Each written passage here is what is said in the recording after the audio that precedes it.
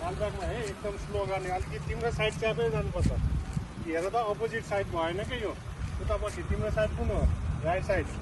ह्यान्डब्यागमा छिर्दा टायरमा एकदम हेर्ने ध्यान दिएर रोक है हेर त यो पोल आयो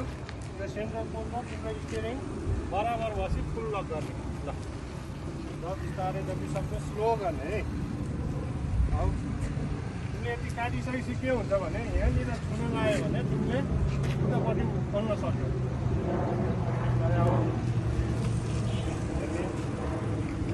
जति सक्दो बिस्तारै आरामसँग अब यहाँ भइसकेपछि अगाडिको सेन्टर पोललाई ध्यान दिनु तिम्रो गाडी र सेन्टर पोल बराबर हुनु पर्यो त्यो भएपछि तिम्रो यो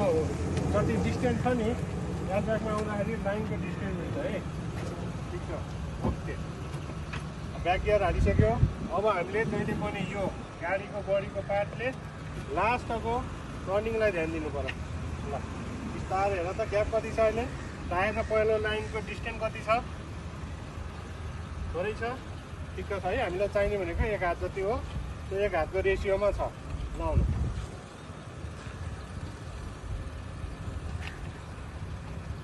बिस्तारै जति सक्दो आरामसँग जाने टायरमा एकदम नआत्तिने नहडबडाउने हामीले रोकी गर्न पनि पाइन्छ है हेर त अब यो गाडीको बडी कता गइरहेको छ पार्टीहरूलाई ध्यान दिनु पऱ्यो त्यहाँबाट हामीले हेर त आइपुग्नु पऱ्यो हल्का लेफ्टतिर काटौँ त अझै यो गाडीको बडी यो साइड आउनु पऱ्यो है लेफ्ट साइड ढल्किनु पऱ्यो जहिले पनि सिधा भन्दा नि लेफ्ट साइड गर्दा अझै बेटर लेफ्ट फुल लक गर्नुहोस् जहिले पनि स्टियरिङ फुल लक गर्ने लेफ्ट साइडतिर अनि लेफ्ट साइडबाट आएको लेफ्ट साइडै जानु पर्यो है त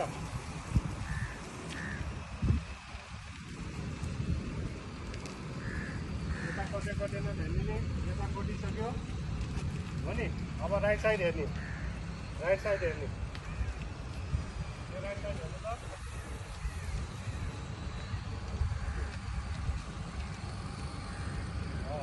अब स्टियरिङ कति लगाउने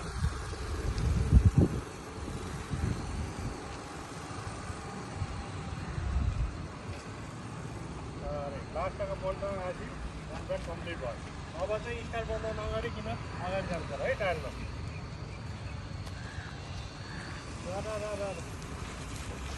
ओके